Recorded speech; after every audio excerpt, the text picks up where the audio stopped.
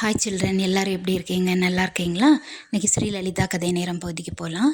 நம்முடைய channel name தான் ஸ்ரீலலிதா கதை நேரம். இது நம்முடைய சேனலில் moral stories, devotional stories, maths game, general knowledge points இதெல்லாம் வந்துட்டுருக்கோம். அதனோட நம்ம ராமாயண தொடரும் பார்த்துட்ருக்கோம். நாம் இன்றைக்கி ராமாயண தொடரில் 23வது பாகம் நம்ம பார்க்கலாம். அதாவது நம்ம போன பதிவில் எதில் முடிச்சிருந்தோன்னா, அந்த லக்ஷ்மணர் வந்து சீதா தேவி கிட்ட ஒரு அவங்க தங்கியிருந்த குடிசையை சுற்றிலும் ஒரு மந்திர கோடு ஒன்று போட்டு, இந்த கோட்டை தாண்டி நீங்கள் வெளியே வராதிங்க, நான் அண்ணனை பார்க்குறதுக்காக போகிறேன் அப்படின்னு சொல்லிட்டு போகிறாரு இல்லையா? அதெல்லாம் முடிச்சிருந்தோம். நம்ம இன்றைக்கி 23வது பாகம் பார்க்க இருக்கிறோம். அதுக்கு முன்னாடி ஸ்ரீராமபிரான மனதார ஒரு முறை பிரார்த்திக்கலாம். ஸ்ரீராம ராம ராமேதி ரமே ராமே மனோரமே சகசரநாம தத்துல்யம் ராமநாம வரானனே. ஸ்ரீராம் ஜெயராம் ஜெய ஜெயராம். இப்போது அவர் வந்து லக்ஷ்மணர் வந்து கோடை போட்டுட்டு சீதாதேவியை வந்து அதை தாண்டி வராதிங்கன்னு சொல்லிட்டு போகிறதெல்லாம் நம்ம ஒரு மறைவில் இருந்து ஒளிஞ்சு இருந்துட்டு ராவணன் இதையெல்லாம் பார்த்துட்டே இருக்கிறார், கவனிச்சுட்டே இருக்கான். லக்ஷ்மணர் வந்து அண்ணனை பார்க்குறதுக்காக அவர் புறப்பட்டு போன கொஞ்ச நேரத்திலே ராவணன் என்ன பண்ணுறான், தன்னோட மறைஞ்சிருந்தால அந்த மறைவிடத்துலேருந்து அவன் வெளியே வந்துட்டான். வந்து தன்னுடைய மாயாஜால திறமையினால் தன்னுடைய உருவத்தை ஒரு சன்னியாசி மாதிரி மாற்றிட்டான். அரக்கர்களுக்கெல்லாம் அவங்க மாயா சக்தினால் உருவத்தை மாற்ற முடியும்ல, அதே மாதிரி சன்னியாசி ரூபத்தில் தன்னை மாற்றிக்கிட்டு சீதை தங்கி உள்ள அந்த ஆசிரமத்துக்கு முன்னாடி வந்து நிற்கிறான்.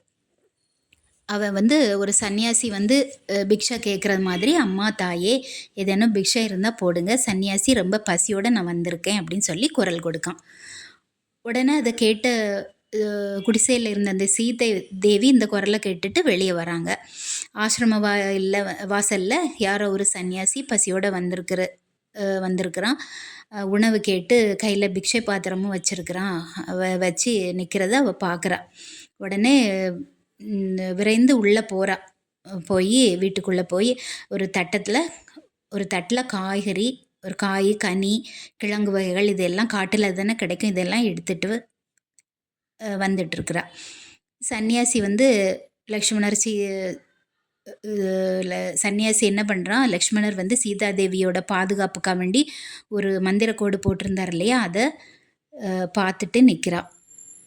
அந்த மந்திர கோட்டுக்கு உள்ளே இருக்க வரையும் சீதையை எந்த தீய சக்தியாலும் யாராலும் நெருங்க முடியாது. அந்த சக்தியை வந்து ராவணனுக்கு தெரிஞ்சிருக்கு. அதனால் அந்த வட்டத்துக்கு உள்ளே போகாமல் பிக்ஷை பாத்திரத்தோடு அவன் வெளியிலே நின்றுட்டுருக்கான்.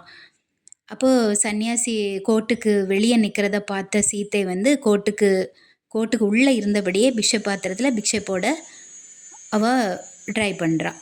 ஆனால் ராவணன் வந்து என்ன பண்ணுறான், தந்திரமாக சீதாதேவி அந்த கோட்டை தாண்டி வரணும் அப்படிங்கிறதுக்காக வேண்டி என்ன பண்ணுறான், கொஞ்சம் கோட்டிற்கு கொஞ்சம் தள்ளி நிற்கிறான். அப்போ இந்த தந்திரம் அறியாத அந்த சீதாதேவி என்ன பண்ணுறா, பசியோடு இருக்கக்கூடிய சன்னியாசிக்கு உணவளிப்பது புண்ணியந்தான் அப்படின்னு நினச்சிட்டு அந்த புண்ணியங்கிற அந்த ஆர்வத்தில் என்ன பண்ணுறா கோட்டை தாண்டி வெளியே வந்துட்டா. வந்த உடனே அந்த ஒரு வாய்ப்புக்காக வேண்டி ராவணன் காத்திருந்தான் இல்லையா, உடனே அரக்கனாக மாறி சீதையை பிடிச்சிட்டான். அப்போ எதிர்பாராமல் இப்படி நடந்ததை கண்டு சீதை ரொம்ப ஷாக் ஆகிட்டாங்க, ரொம்ப நடுங்கி போனாங்க. அவன் பிடியில் இருந்து வெளியே வர்றதுக்கு முயற்சி செய்தாங்க. ராமா லக்ஷ்மணா அப்படின்னு சொல்லி கதறி சப்தமாக அவங்க 2 பேரையும் கூப்பிடுறா. ஆனால் சீதை வந்து கதற அவளை இழுத்துட்டு போன சீதை வந்து எவ்வளோ கதறினாலும் அவங்க 2 பேருக்கும் இப்போ கேட்கல. இந்த சந்தர்ப்பத்தை பயன்படுத்தி ஒரு விமானம், ஒரு தேர், ஆகாயத்தில் பறக்கிற தேர் மாதிரி இருக்கும் இல்லையா, அந்த விமானத்தில் ராவணன் வந்து சீதாதேவியை ஏற்றிட்டான்.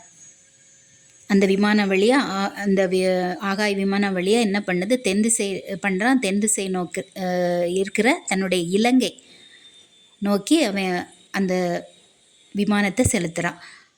அப்போ அவன்கிட்டேருந்து தப்பிச்சுக்கிறதுக்காக வேண்டி சீதாதேவி பல முறை போராடினான். ஆனால் எதுவுமே நடக்கலை. அந்த அரக்கத்தனமான அந்த பிடியில் சிக்கிட்டு இருந்த அந்த சீதாதேவிக்கு அதுலேருந்து வெளிவர முடியலை. எனவே ரொம்ப அழுதுகிட்டே அவள் வந்து கதறி அழுதுகிட்டே போயிட்டுருக்கிறா. சீதாதேவியோட அழுகுரல் வந்து ஒரு மலைக்கு மேலே இருந்த ஒரு பறவை, அதாவது ஜடாயு அப்படிங்கிற ஒரு மிகப்பெரிய ஒரு பறவைக்கு வந்து கேட்குது. அதாவது அந்த ஜடாயுங்கிற பறவை என்னென்னா கழுகுகளின் அரசன் தான் ஜடாயு. அந்த ஜடாயு பறவைக்கு சீதாதேவியோட அழுகுரல் கேட்குது. ஜடாயு ஒரு வயது முதிர்ந்துட்ட ஒரு பறவை. அது வந்து யாரோ ஒரு அரக்கன் ஆகாய வழியாக விமானத்தில் ஒரு பெண்ணை அவள் விருப்பத்துக்கு மாறாக கடத்திட்டு போகிறாங்கிறது மட்டும் அந்த பறவைக்கு தெரிய வந்தது. உடனே அந்த பெண்ணு யாராக இருந்தாலும் காப்பாற்றணும் அப்படின்னு நினச்சிட்டு நடுவானத்தில் அது ராவணனுடைய விமானத்தை வழிமறித்தது. அப்போது வழிமறித்த உடனே அந்த விமானத்தில் இருக்கிறது பெண் சீதை அப்படிங்கிறதையும் அவளை பலாத்காரமாக கடத்திட்டு போகிற அரக்கன் ராவணன் அப்படிங்கிறதையும் இந்த ஜடாயு பறவைக்கு தெரிய வந்தது. உடனே தன்னுடைய இறக்கைகளால் பலமாக ராவணனை அது தாக்கியது. ராவணன் என்ன பண்ணா, அதுக்கு பதிலாக ராவணனை வந்து தன்னுடைய இந்த ஜடாயுங்கிற பறவை ராவணனை தன்னுடைய கூரிய மூக்கால் கொத்தி பார்த்தது, நகங்களால் கிழிச்சு பார்த்தது, காயப்படுத்தியது, எல்லாம் முயற்சி செய்தது அவளை காப்பாற்றுறதுக்காக. ஆனால் அந்த ஜடாயு பறவையோட எதிர்ப்பை கண்டுட்டு கோபம் நல்லா வந்தது ராவணனுக்கு. உடனே அந்த ராவணன் வந்து கொஞ்சம் கூட இறக்கம் இல்லாமல் தன்னுடைய வாளால் ஜடாயு பறவையோட இறக்கையை அவன் வெட்டிட்டான். அப்போது இறக்கைகள் வெட்டுப்பட்டோன்னே ஜடாயு பறவைக்கு பறக்க முடியாது இல்லையா, அது வந்து கீழே விழுந்து துடிச்சிட்டு இருந்தது, உயிருக்காக போராடிட்டு இருந்தது.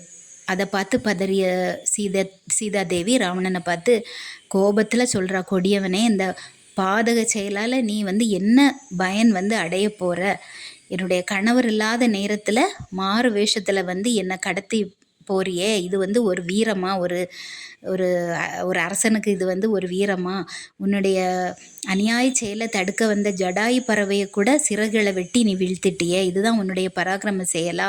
நீ ஆனாலும் சரி, என்னுடைய கணவர் கை அம்புனால நீ சாக போகிறது உறுதி அப்படிங்கிறது ஒரு சாபம் போட்டுட்டா. ராவணன் என்ன பண்ணா, அதெல்லாம் பொருட்படுத்தாமல் ரொம்ப வேகமாக விமானத்தை ஓட்டுறதுலே அவன் கவனமாக இருந்தான். சீதாதேவி என்ன பண்ணா, போகிற வழியில் தன்னுடைய நகைகள், அவள் அணிந்திருந்த நகைகள் எல்லாம் என்ன பண்ணா கழற்றி தன்னுடைய சேலையின் ஒரு பகுதியை கிழித்து அதில் ஒரு சின்ன மூட்டையாக கெட்டி என்ன பண்ண அவள் கீழே போட்டுட்டா. ராவணன் வந்து ராவணன்கிட்ட தன்னுடைய என்னை வந்து நீ மீண்டும் வந்து திரும்ப என்னுடைய ஆசிரமத்தில் வந்து என்னை கொண்டு விட்டுடு அப்படின்னு சொல்லி கெஞ்சி கதறி அழுதா. ஆனால் ராவணன் அவளுடைய பேச்சை எதையுமே காதில் போட்டுக்கல. விமானம் வந்து இலங்கையில் போய் இறங்கிடுச்சு. அந்த இலங்கையில் அசோகவனம் அப்படிங்கிற ஒரு நந்தவனம் இருக்குது. அந்த நந்தவனத்தில் சீதையை சிறை வச்சுட்டான் ராவணன். சிறை வைத்தது மட்டுமல்லாமல் ஒரு அரக்கியர்கள் சில பேரை சீதைக்கு காவலாட்டும் வச்சுட்டான். அவள் வெளியே தப்பிச்சு போகக்கூடாதுங்கிறதுக்காக வேண்டி காவலாகவும் வச்சுட்டான். இது இன்றைய பதிவில். இன்றைக்கி இதோட முடிச்சுக்கலாம். இனி அடுத்த பதிவில் பார்த்துக்கலாம். நம்முடைய சேனல் பயனுள்ளதாக இருந்தனா லைக் பண்ணுங்கள், ஷேர் பண்ணுங்கள், சப்ஸ்கிரைப் பண்ணுங்கள். நன்றி, வணக்கம், பாய்.